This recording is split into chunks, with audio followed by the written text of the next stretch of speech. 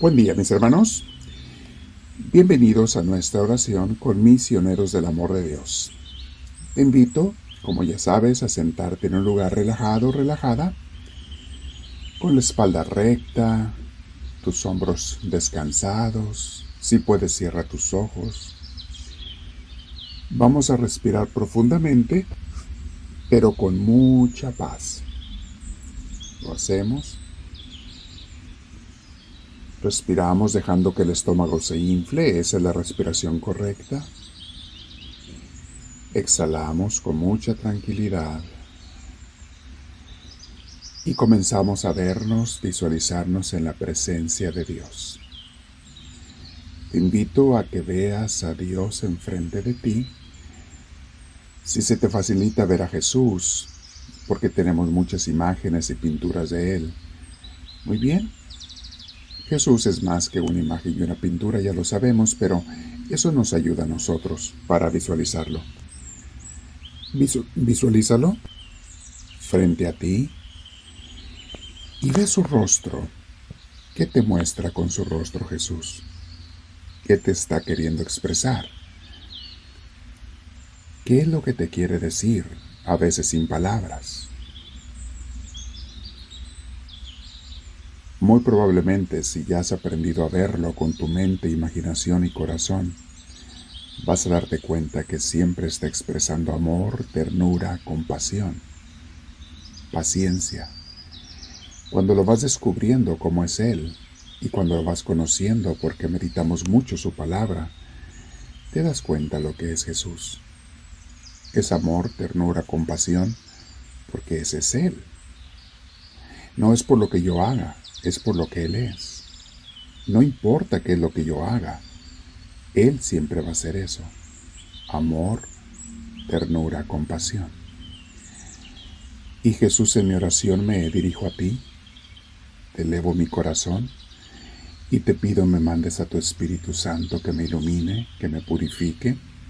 Si en algo te he ofendido, mi Dios, me arrepiento de todo corazón de cualquier falta. Y te pido, ven Jesús, entra tú en mí, hazme sentir tu amor y tu compasión. Gracias, Señor. Hay veces, mi Dios, que no siento tu presencia en mi día, en mi vida, pero si te busco, sé que allí estás.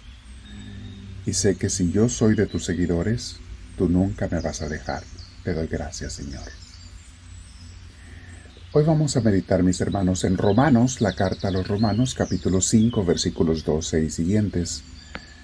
San Pablo comienza a hacer mención a Adán, refiriéndose obviamente desde el hombre primitivo, cómo pecó y cómo se alejó de Dios. Y dice así Romanos 5:12: por medio de un solo hombre el pecado entró en el mundo, y por medio del pecado entró la muerte. Fue así como la muerte pasó a toda la humanidad porque todos pecaron. Esto es cierto, mis hermanos. Nacemos con la debilidad que llamamos concupiscencia, porque hemos nacido en un mundo pecador que se apartó de Dios. Dice San Pablo, dice la Biblia, desde tiempos de Adán, o sea, desde los primitivos hombres y mujeres, ya se apartaron de Dios. Y no requiere mucha imaginación, mis hermanos, darnos cuenta que vivimos en un mundo muy alejado de Dios. Un mundo que busca puras cosas terrenales, placeres pasajeros, riquezas, fama, falsedades, diversiones mundanas. Y busca todo eso menos a Dios. Un mundo donde es más fácil que encuentres pecado que a que encuentres virtud. Vivimos rodeados de redes sociales, de videos, de audios que expresan mundanismo. No todos son malos, algunos son buenos, pero muy poco el mundo busca las cosas de Dios. A eso se refiere San Pablo. Venimos o vivimos en un mundo de pecado que viene desde el primitivo Adán, desde el hombre primitivo, primeros hombres y mujeres. Y desde entonces todos hemos pecado. Nacimos débiles. Sigue hablando de la ley San Pablo. Les recuerdo que está hablándole a los judíos romanos que estaban en conflicto con los cristianos. Eran judíos cristianos romanos, pero estaban en conflicto con los cristianos que eran de origen griego, o romano, no eran de raza judía. Y se sentían superiores por tener la ley de Moisés, o sea, el Antiguo Testamento. A eso se refiere cuando dice la ley San Pablo. Y seguimos leyendo. Antes de promulgarse la ley, ya existía el pecado en el mundo. Es cierto que el pecado no se toma en cuenta cuando no hay ley. Sin embargo, desde Adán hasta Moisés, la muerte reinó, incluso sobre los que no pecaron quebrantando un mandato, como lo hizo Adán, quien es figura de aquel que había de venir. O sea, nacemos débiles, nacemos privados hasta cierto punto de la gracia de Dios. Por eso tenemos todos que tomar la decisión de volver al Señor. Seguimos leyendo Romanos 5:15. Pero la transgresión de Adán no puede compararse con la gracia de Dios. Pues si por la transgresión de un solo hombre murieron todos, ¿cuánto más el don que vino por la gracia de un solo hombre, Jesucristo, abundó para todos?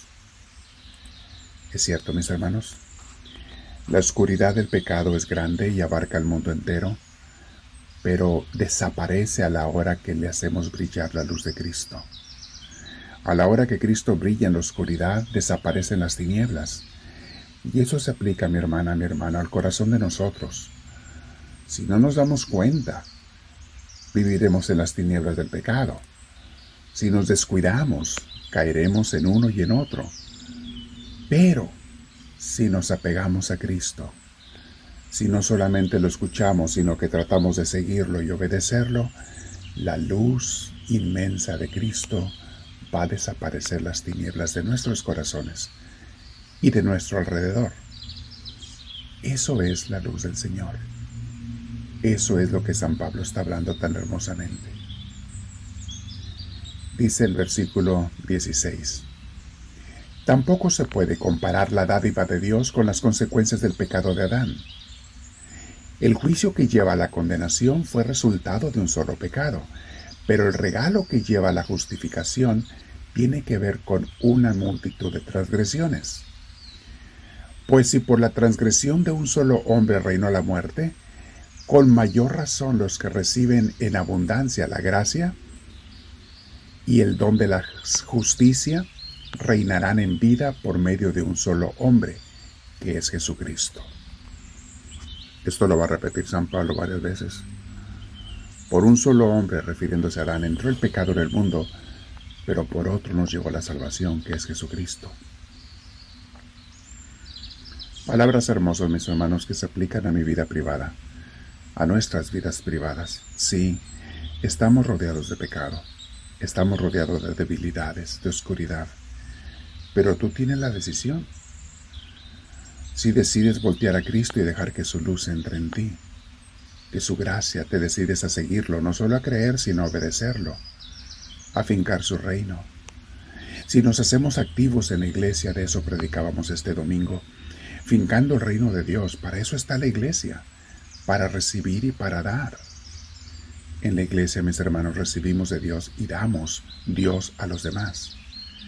Por nuestro servicio, por nuestro ejemplo, nuestra predicación, aunque sean humildes y sencillos, pero que se hagan con el corazón de Dios.